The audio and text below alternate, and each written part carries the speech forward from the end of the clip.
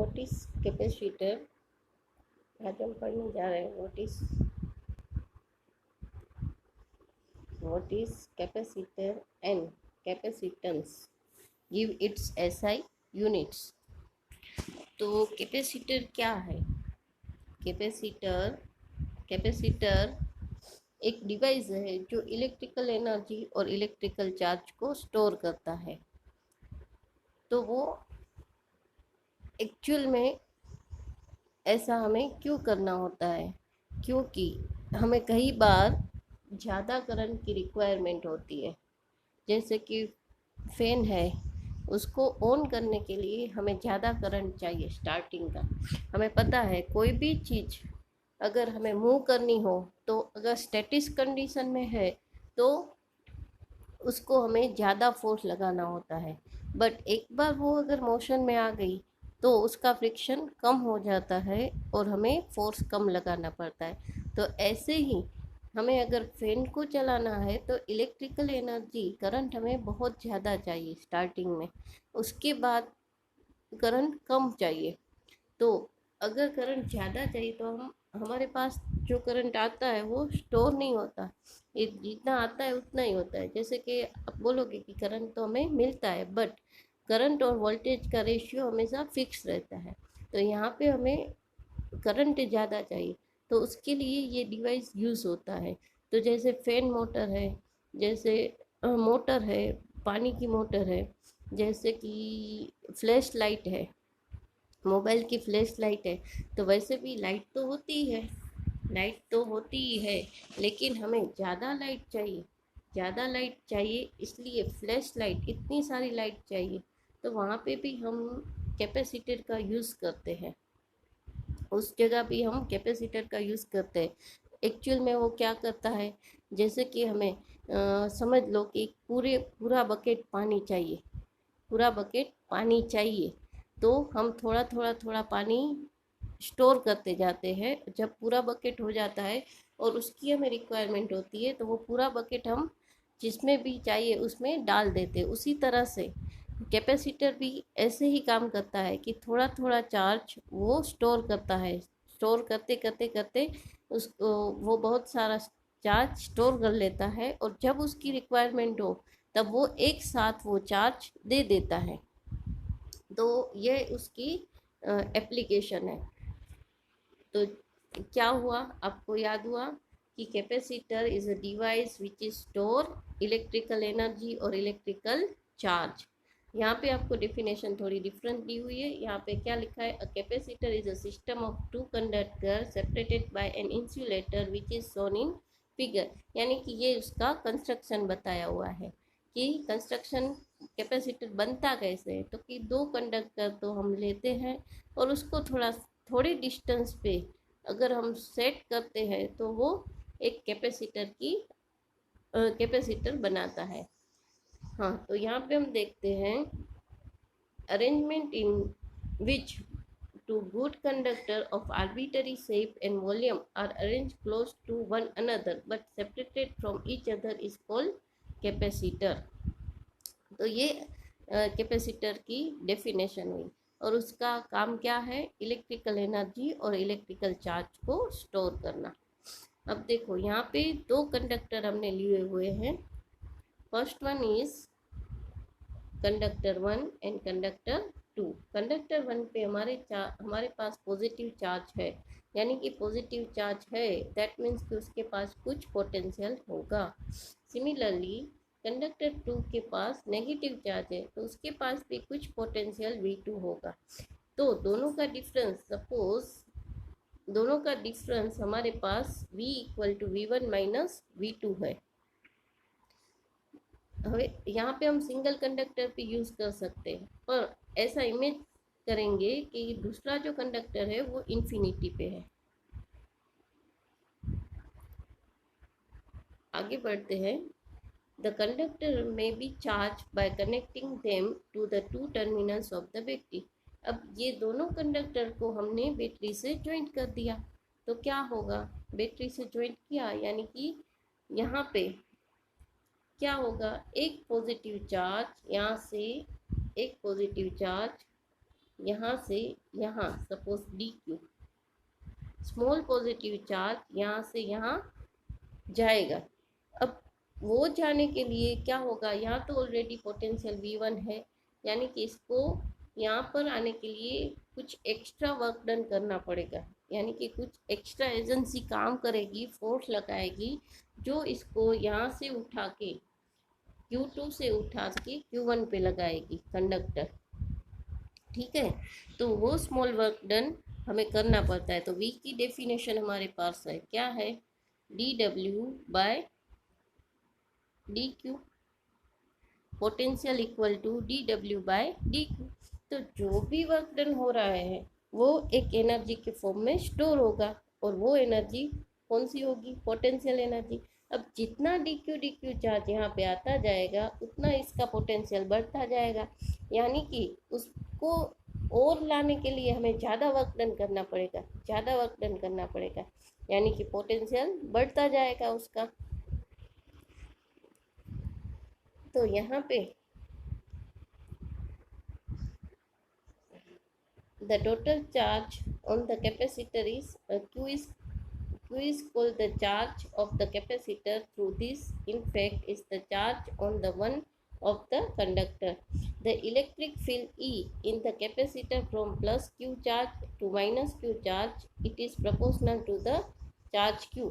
अब देखो जितना चार्ज बढ़ेगा उतनी उसकी इलेक्ट्रिक फील्ड बढ़ता जाएगा, यानी कि E is directly proportional to Q. Similarly,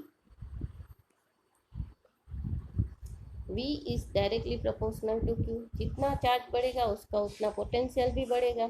अब Q दोनों को हम देखें तो Q by V is constant, तो उस कांस्टेंट को उसने नाम दिया C equal to Q by V। अब देखो आप C is the capacitance of the capacitor. अब ये चीज यहाँ पे समझने की है कि Q equal to C by V है, लेकिन C is not dependent, C does not dependent on the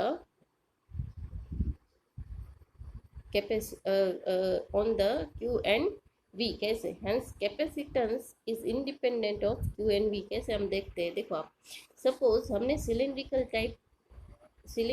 type एक कंडक्टर लिया और उसकी रेडियस R है, उसकी रेडियस क्या है, R। ठीक है, तो और उस पर चार्ज है Q, यानी कि V इक्वल टू हमारे पास क्या होगा, KQ by R। Definition KQ by R, यहाँ पे V की वैल्यू पुट करते हैं तो क्या मिलेगा, Q upon KQ by R। Q cancel, R ऊपर गया, K की वैल्यू, यानी कि C इक्वल टू हमें क्या मिलेगा, 4 पाई एप्सिलॉन नॉट R, यानी कि C does not depend on the Q and V but it is depends on the permittivity, dielectric strength और radius of the conductor। तो कैपेसिटेंस की डेफिनेशन हमारे पास क्या बनती है, आप देख सकते हैं, C is the capacitance of the capacitor, the ratio of the amount of charge on the plate of parallel plate capacitor and the potential difference between two plates is known as the capacitance of the capacitor, but capacitance is independent of Q or V। The capacitor of the capacitor depends on the following system, एक geometrical configuration, यानी कि वो कैसा है, plate है तो area होगा, cylindrical है तो R होगा, shape and size, separation of the system of two conductors, यानी कि उसके बीच में कौन सा मीडियम है, E नॉट एप्सिलॉन नॉट, यानी कि मीडियम कौन सा है, मीडियम की परमिटिविटी क्या है, उस पर वो डिपेंड करता है। Nature of the dielectric strength, presence of the capacitor near to other capacitor. ठीक है, तो इतनी चीज़ों पे कैपेसिटेंस डिपेंड करता है। अब कैपेसिटेंस आपको समझना होगा, कैपेसिटेंस ऐसी चीज़ है कि वो मटेरियल में होती ही है, यानी कि एक बार जो मटेरियल आया उसका कैपेसिटेंस फिक्स ही रहता है, उसको हम Q और V से हम चेंज नहीं कर सकते, शेप एंड साइज से चेंज कर सकते हैं, बट उसको अगर सिलिंड्रिकल बनाया तो उसमें बहुत कम कैपेसिटेंस रहेगा, और अगर हमने पैरेलल प्लेट कैपेसिटर लेते हैं तो उसकी कैपेसिटी बढ़ जाती है। तो कैपेसिटेंस क्या होता है, तो वो मटेरियल और डाइलेक्ट्रिक स्ट्रेंथ पे डिपेंड रहता है, यानी कि कैपेसिटेंस है वो क्यू और वी पे डिपेंड्स नहीं होगा। अब देखो कैपेसिटेंस का यूनिट क्या है।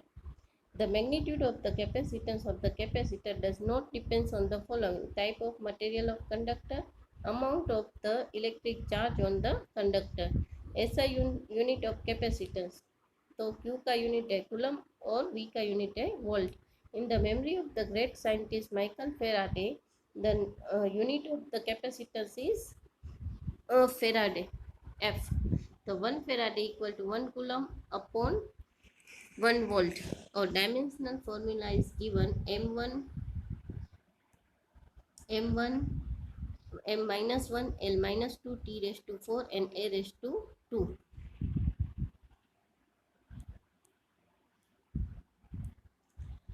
तो यहाँ पे माइक्रोफेराडे की वैल्यू दी हुई है। 1 microfarad equal to 10⁻⁶ farad, microfarad यानी कि 10⁻⁻12 farad, 1 nano farad equal to 10⁻⁹ farad. अब capacitor with fix capacitance symbolically उसका ये कैपेसिटर का सिंबल दिया हुआ है। This is the symbol of capacitor, यानी सर्किट में अगर कहीं पे भी ये सिंबल है तो ये किसका होगा, कैपेसिटर का। और यहाँ पे दिस इज द वेरिएबल, अगर उसका कैपेसिटेंस वेरी होता है तो ये सिंबल है वेरिएबल कैपेसिटेंस का।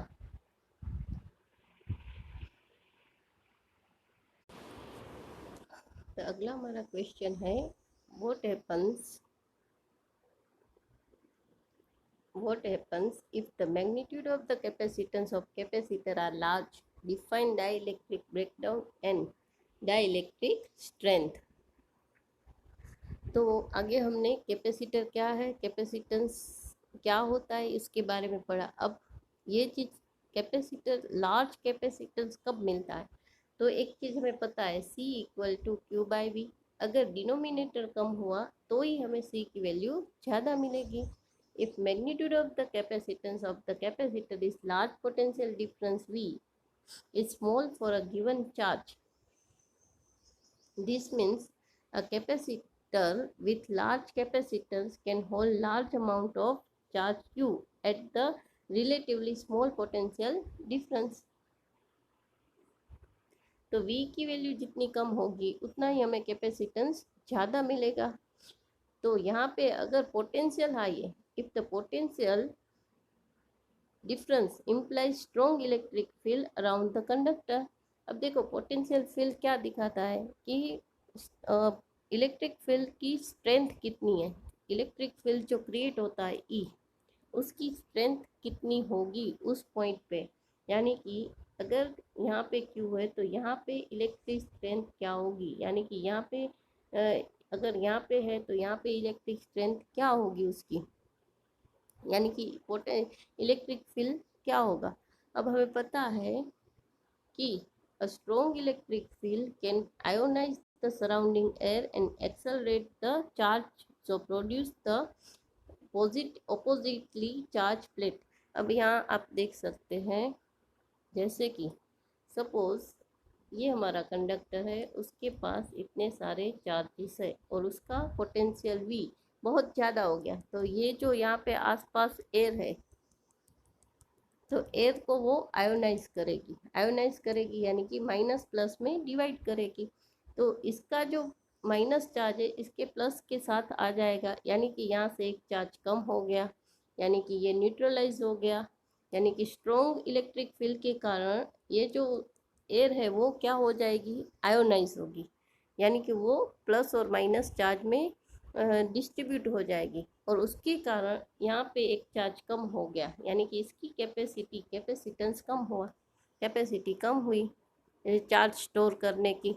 यानी एक चार्ज और हमने डाला तो यहाँ से एक चार्ज और आ गया, यानी कि यहाँ पे चार्ज उतने के उतने कम रहते हैं, पार्शियली वो क्या हो जाते हैं, न्यूट्रलाइज हो जाते हैं। High potential difference implies strong electric field around the conductor.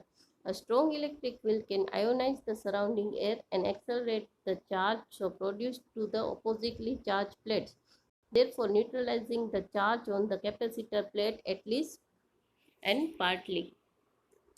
The charge of the capacitor leaks away due to reduction in insulating power of the intervening medium and capacitor becomes useless. जैसे कि मैंने यहाँ बताया कि यहाँ से minus charge आता जाएगा, यहाँ से अगर माइनस चार्ज आता है तो क्या होगा, ये जो हमारा चार्ज है वो यहाँ पे कम होता जाएगा, यानी कि एक टाइम ऐसा आएगा कि ये जो हमारा कैपेसिटर है वो यूजलेस हो जाएगा, उस पर इतना सारा चार्ज ही स्टोर नहीं होगा।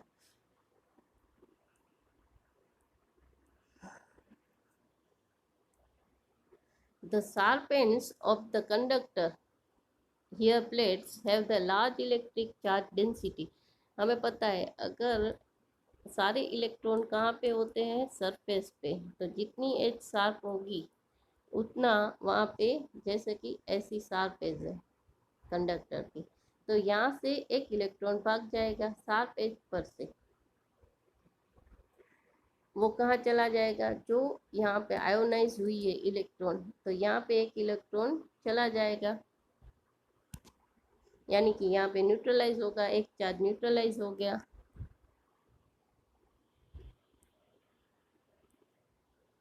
The sharp ends of the conductor have large electric charge density. The electric field near the such region is very strong. This strong electric field can strip the electron from the surface of the metal. This event is called dielectric breakdown and is called the corona discharge. The maximum electric field up to which the insulating medium can maintain its insulating property is called the dielectric strength. यानी कि insulating property, dielectric strength किसको बोलते थे, हमें first chapter में आ गया है। Dielectric strength क्या होती है, डाइलेक्ट्रिक स्ट्रेंथ होती है इंसुलेटर, जैसे कि कंडक्टर की कंडक्टिविटी होती है, सिमिलरली इंसुलेटर की डाइलेक्ट्रिक स्ट्रेंथ होती है। जब तक वो इलेक्ट्रॉन को पास नहीं होने देता वो उसकी क्या होगी, डाइलेक्ट्रिक स्ट्रेंथ। अब जब वो इलेक्ट्रॉन को अपने में से पास होने देगा, करंट पास होने देगा, तो वो होता है डाइलेक्ट्रिक ब्रेकडाउन।